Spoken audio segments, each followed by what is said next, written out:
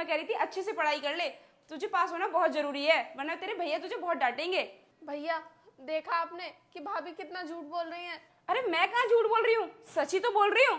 अब मैंने तुमसे पढ़ाई के लिए बोल दिया तो मैं झूठी हो गई? मैं बोला तुमसे झूठ क्यों बोलूंगी? देखो अनुष्का, तुम्हें ना ज्यादा ओवर स्मार्ट बन के दिखाने की कोई जरूरत नहीं है, क्योंकि मैंने ना तुम्हारी सच्चाई देख ली है और अपने कानों से सब कुछ सुन लिया है। तुम क्या सोच रही हो कि जो तुम अभी मेरे भाई बहन के साथ में कर रही थी उसके बारे में मुझे कुछ भी पता नहीं है? अरे मेरे भाई बहन ने ना मुझे फोन करके पहले ही बता दिया था कि मेरे यहाँ पर ना रहने पर तुम इनके साथ में कितना अत्याचार करती हो, इनसे घर के सारे काम करवाती हो, और अभी इनके बोर्ड के एग्जाम होने वाले हैं तो तुम इनसे बोल रही थी कि ये घर के सारे काम करें। अरे मैं क्यों इनसे काम करवाऊंगी? काम करने के लिए मैं हूं तो सही, और मैं तुमसे झूठ क्यों बोलूंगी? तुम्हें मेरी बातों पर विश्वास नहीं हो रहा? अरे मैं तुम्हारी बातों पर कैसे विश्वास कर लूं?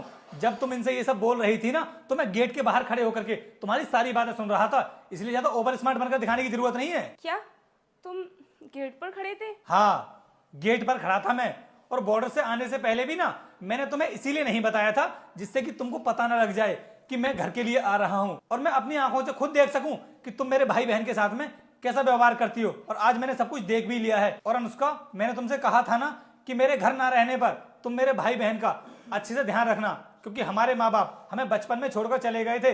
अब तक तो मैंने अपने भाई बहन का अच्छे से ख्याल रखा था, और मैंने तुमसे भी शादी इसीलिए की थी जिससे कि शादी होने के बाद तुम मेरे भाई बहन का अच्छे से ख्याल रख सको, क्योंकि तुम्हें तो अच्छे से पता होगा कि फौज की नौकरी में जल्दी छुट्टी नहीं मिल पाती है। तो मैं बेफिक्र रहता था कि मेरी भाई बहन का ख्याल रखने के लिए तुम घर पर हो, लेकिन मुझे क्या पता था कि तुम मेरे ना रहने पर इनका इस तरीके से ख्याल रखती होगी, इनसे घर का सारा काम करवाती होगी। अरे मैं तुमसे ये नहीं बोल रहा हूं कि तुम इनसे घर का कोई भी काम मत करवाओ, अभी इनके बोर्ड के एग्जाम्स हैं तो कम से कम इस टाइम पर तो इन्हें अच्छे से पढ़ने दो, क्योंकि बोर्ड के एग्जाम्स के लिए ना बहुत मेहनत करनी पड़ती है। इसके मार्क्स हमें लाइफ टाइम काम आते हैं जब भी हम किसी जॉब के लिए अप्लाई करते हैं, और तुम हो कि इन्हें ठीक से पढ़ने नहीं दे रही हो। और तुम कैसे भूल गई, शादी के बाद तुमने भी इंटर की परीक्षा पास की थी, और उस टाइम पर जब तुम्हारे एग्जाम चल रहे थे तो घर का सारा काम ना मेरी बहन ने किया था, जब ये कितनी छोटी थी। उसके बाद भी इसने घर के सारे काम किए जिससे कि तुम अपनी बोर्ड की परीक्षा अच्छे से दे सको, और आज तुम उस टाइम को भूल चुकी हो। अरे इनके साथ ये सब करने से पहले उस टाइम को ही याद कर लेती। हाँ रोहित,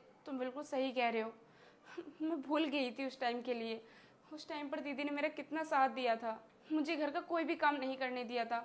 रोहित मुझे माफ़ कर दो, मैं अपनी गलती के लिए बहुत शर्मिंदा हूँ। और रोहित मैं तुमसे वादा करती हूँ कि जब तक दीदी की एग्ज़ाम है तब तक मैं इनसे कोई भी काम नहीं करवाऊंगी, और दीदी की पढ़ाई में भी हेल्प करूंगी। देखो अनुष्का, इस बार तो मैं तुमको माफ कर रहा हूँ, लेकिन आगे से ना ध्यान रखना, मेरे भाई